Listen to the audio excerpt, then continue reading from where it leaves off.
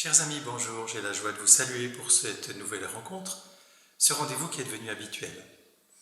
D'ailleurs, j'en profite pour remercier les équipes liturgiques et pour ce merveilleux travail qu'ils font de liens précieux entre nous. Un merci particulier à Alix, Casimir, Félix, notre équipe fidèle, qui veille au bon agencement de toutes ces vidéos et de tous ces documents audio. Grand merci à vous tous. C'est toujours une joie de vous retrouver par ce moyen, même si nous sommes en manque de rendez-vous plus physiques, plus réels. Mais il nous faut nous contenter du virtuel pour un certain temps encore. Vous le savez, les célébrations ne sont pas près de reprendre. La consigne qui nous est parvenue de l'évêché nous signale que jusque début juin, nous continuons le même mode de confinement. Alors, plongeons dans la prière par ce moyen qui nous est aujourd'hui encore offert. Je profite de ce message pour vous signaler que la semaine prochaine, samedi 16 mai, dans la matinée, à partir de 10h, j'ai l'intention d'assurer une permanence de confession. Et oui, si les coiffeurs vont s'occuper de vos cheveux, qui d'ailleurs nécessitent de grands soins, il n'y a pas de raison que je ne m'occupe pas de vos âmes.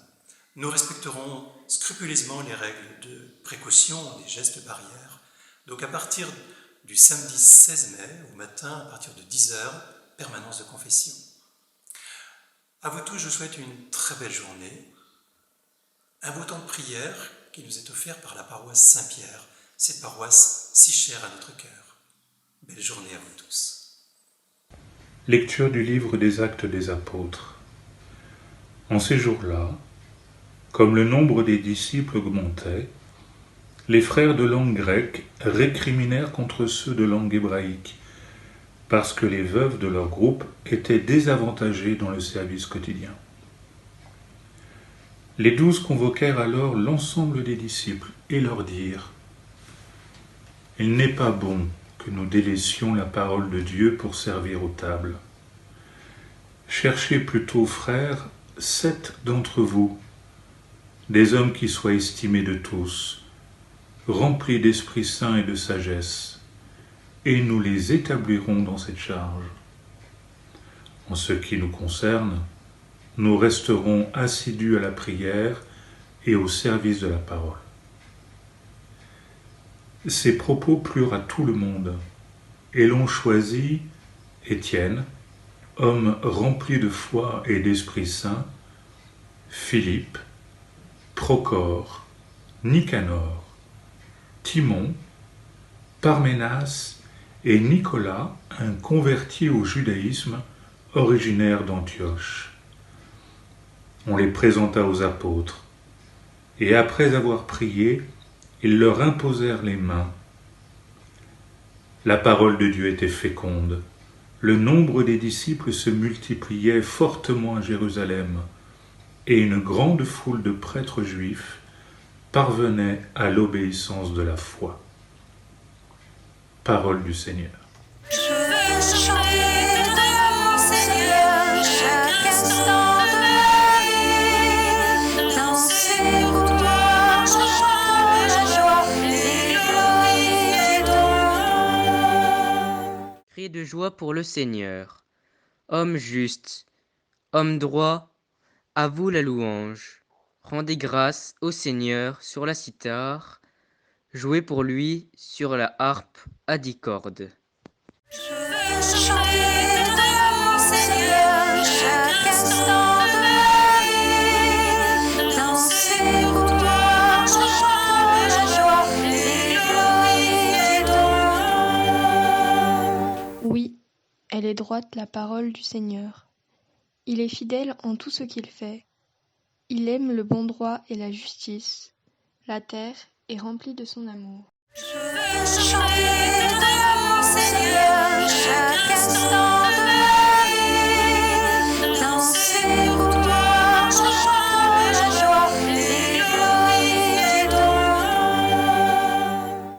Dieu veille sur ceux qui le craignent, qui mettent leur espoir en son amour, pour les délivrer de la mort, les garder en vie aux jours de famine.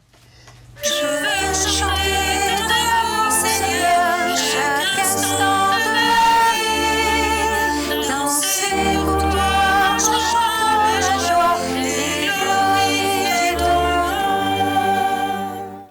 Lecture de la première lettre de saint Pierre apôtre. Bien-aimés, approchez-vous du Seigneur Jésus. Il est la pierre vivante, rejetée par les hommes, mais choisie et précieuse devant Dieu. Vous aussi, comme pierre vivante, entrez dans la construction de la demeure spirituelle, pour devenir le sacerdoce saint et présenter des sacrifices spirituels, agréables à Dieu par Jésus-Christ. En effet, il y a ceci dans l'Écriture. Je vais poser en Sion une pierre angulaire, une pierre choisie, précieuse. Celui qui met en elle sa foi ne saurait connaître la honte. Ainsi donc, honneur à vous les croyants. Mais, pour ceux qui refusent de croire, il est écrit « La pierre qu'ont rejetée les bâtisseurs est devenue la pierre d'angle, une pierre d'achoppement, un rocher sur lequel on trébuche. » Ils achoppent, ceux qui refusent d'obéir à la parole, et c'est bien ce qui devrait leur arriver. Mais vous, vous êtes une descendance choisie, un sacerdoce royal, une nation sainte, un peuple destiné au salut, pour que vous annonciez les merveilles de celui qui vous a appelé des ténèbres à son admirable lumière. Parole du Seigneur.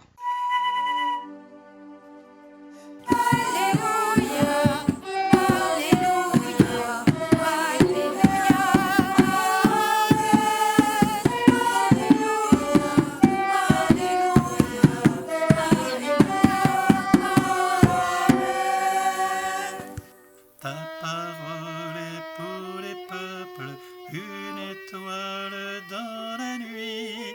Ta parole est pour les peuples, le vrai chemin de la vie.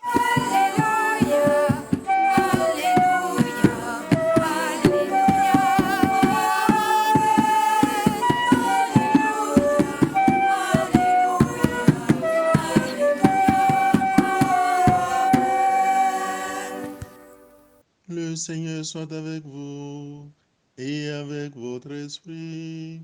Évangile de Jésus-Christ selon saint Jean. Gloire à toi, Seigneur.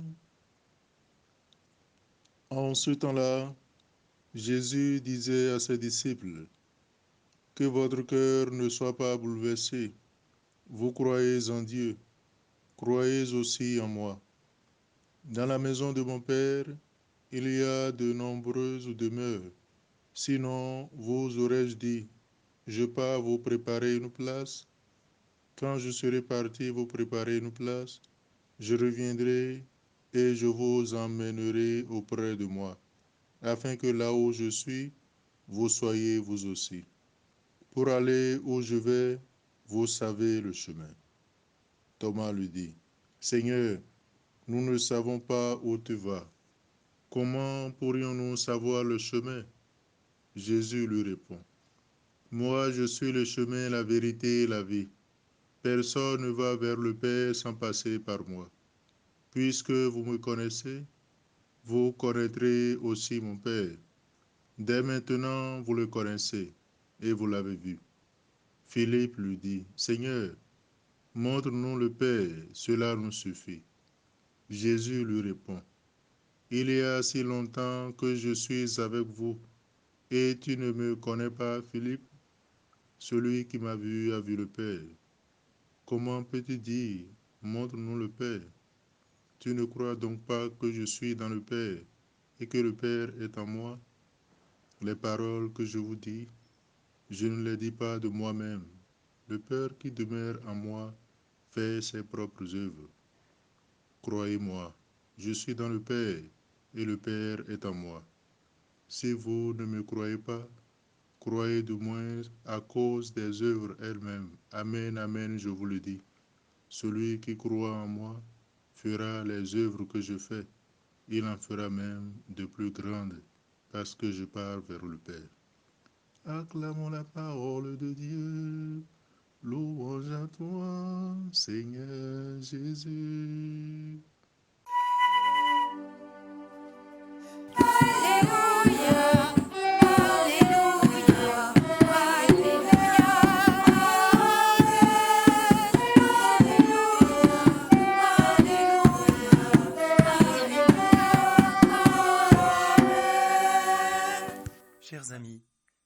connaissons tous cette scène où Thomas exprime son doute. Si je ne mets pas la main dans son côté, non, je ne croirai pas. Aujourd'hui encore, dans ce passage d'Évangile, il exprime des sentiments bien humains, qui manifestent une incapacité à entrer dans la plénitude du mystère. « Seigneur, dit-il, nous ne savons même pas où tu vas. » Il est tellement proche de nous, Thomas. En fait, il nous ressemble. Nous avons tellement de mal à croire. Nous éprouvons tellement de difficultés à comprendre. Nous connaissons si peu le Seigneur et son amour. Mais Thomas n'est pas une figure isolée. Un autre apôtre n'est pas plus avancé, à tel point que Jésus s'en plaint. « Il y a si longtemps que je suis avec vous, et tu ne me connais pas, Philippe. » Et nous? Il y a si longtemps que nous fréquentons le Seigneur. Cela fait si longtemps que nous venons à la messe, enfin, pas ces derniers mois. Un certain nombre de nos réactions manifestent une profonde incompréhension. Lorsque, par exemple, nous faisons des reproches au Seigneur. « Pourquoi as-tu permis cela? Pourquoi n'as-tu pas exaucé ma prière? Pourquoi n'as-tu pas empêché cette épidémie ?» Mais là, nous ne faisons qu'appliquer au Seigneur des réactions humaines. En somme, nous avons tout faux. Pourquoi, comment sont des questions qui nous freinent. Jésus, lui, fait plutôt appel à notre foi. « Croyez en moi », nous dit-il. Remarquez combien le verbe « croire » revient dans ce passage, pas moins de 5 fois. Jésus nous invite à entrer dans l'intelligence de la foi. Nous aimerions comprendre pour croire, mais c'est exactement l'inverse qu'il faut faire. Croire déjà pour comprendre ensuite. Nos raisonnements sont impuissants pour nous permettre de saisir le mystère de Dieu, alors que la foi, elle, est le moyen approprié pour nous ajuster à ce niveau. Dans notre quotidien, c'est la foi qui nous aidera à donner du sens à tout ce qui se présente, parce que la foi nous permet de reconnaître le Seigneur à l'œuvre dans les événements. Elle nous découvre la profondeur des choses et nous fait voir ce que notre œil ne saurait discerner.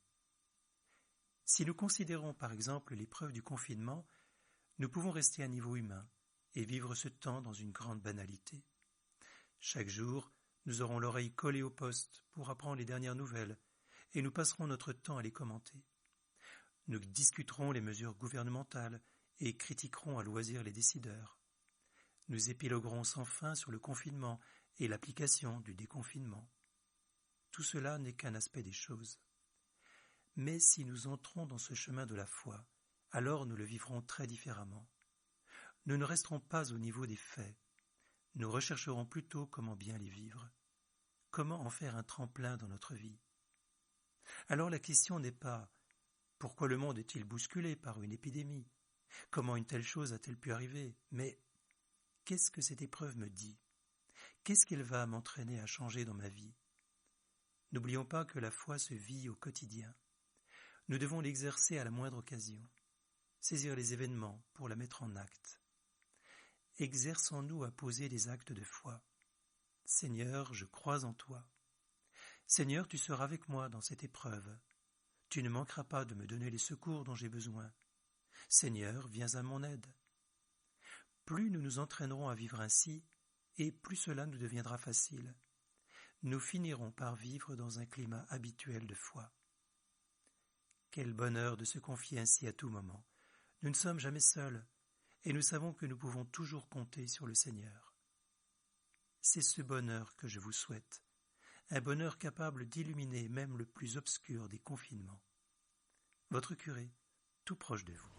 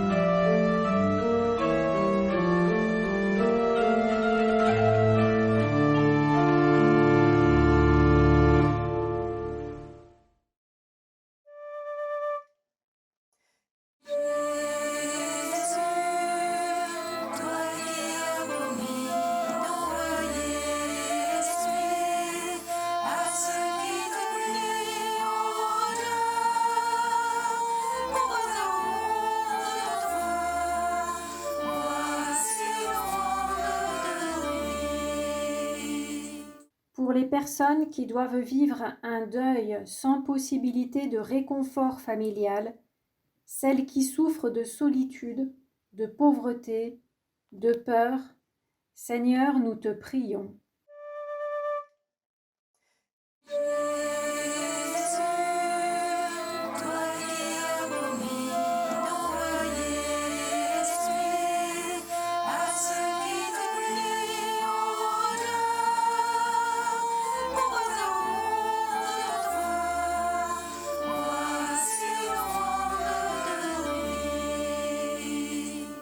Pour que notre communauté paroissiale reste unie dans la prière et dans ses actions, Seigneur, nous te prions.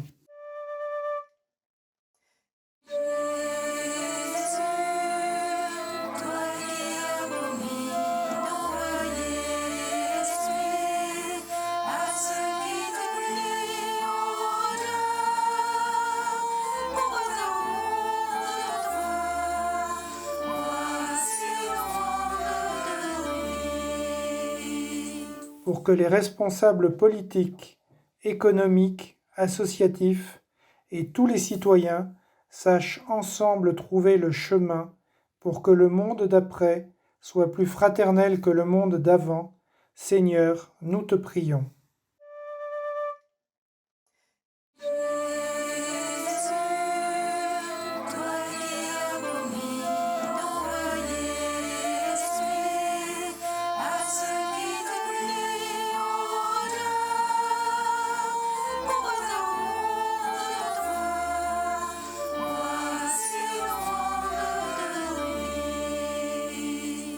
Seigneur, nous te prions pour l'Église, qu'elle soit pour tous les hommes signe d'espérance et sache se réinventer pour que les communautés vivent pleinement leur foi, malgré l'impossibilité de se réunir.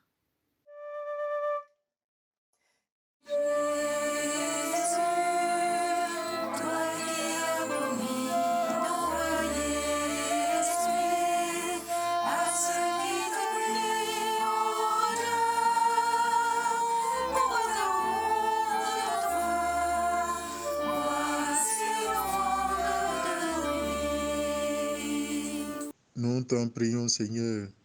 Écoute les prières que tu inspires toi-même à ton Église et dans ta bonté, daigne les exaucer. Par Jésus, le Christ, notre Seigneur. Amen.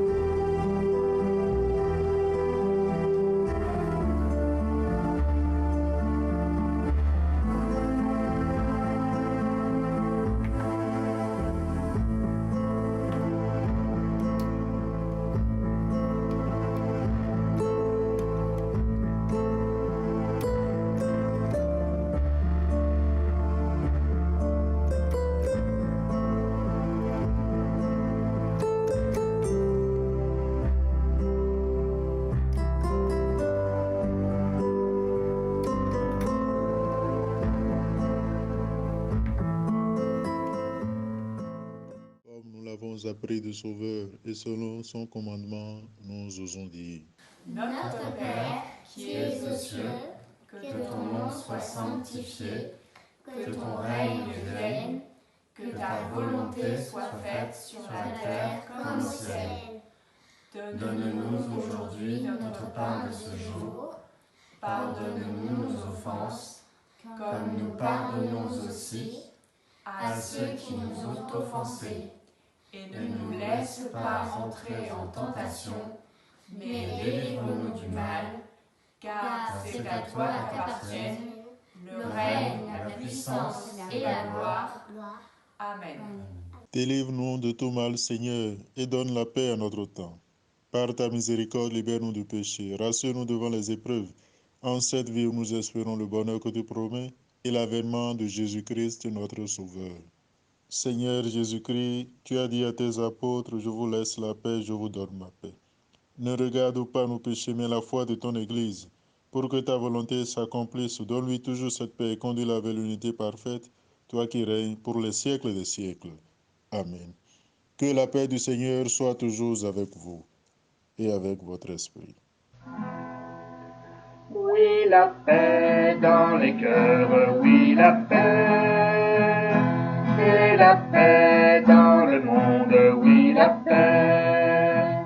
Le pardon ouvre les passés, le pardon se lève aujourd'hui, le pardon ouvre l'avenir à la paix. Oui, la paix dans les cœurs, oui, la paix. Et la paix dans le monde, oui, la paix.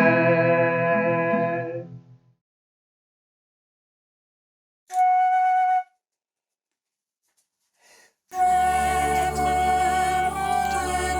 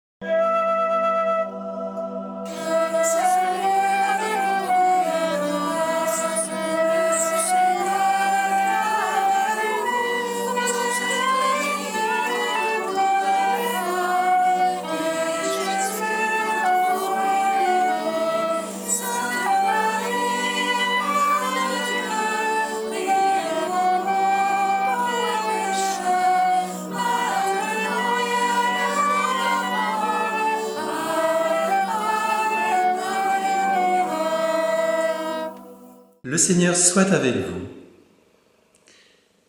Par la résurrection de son Fils unique, Dieu vous a fait la grâce du salut. Il a fait de vous ses enfants. Ensemble, bénissez-le pour une telle adoption. Amen. En vous reprenant ainsi dans son Fils, il vous a offert sa propre liberté. Qu'il vous donne part à sa vie éternelle. Amen. Dans le baptême, vous êtes déjà ressuscités avec le Christ. Vivez dès maintenant en enfants du royaume. Amen. Et que Dieu Tout-Puissant vous bénisse et vous garde, le Père, le Fils et le Saint-Esprit. Amen. Allez, dans la paix du Christ, nous rendons grâce à Dieu. Très belle journée à vous tous. Esprit de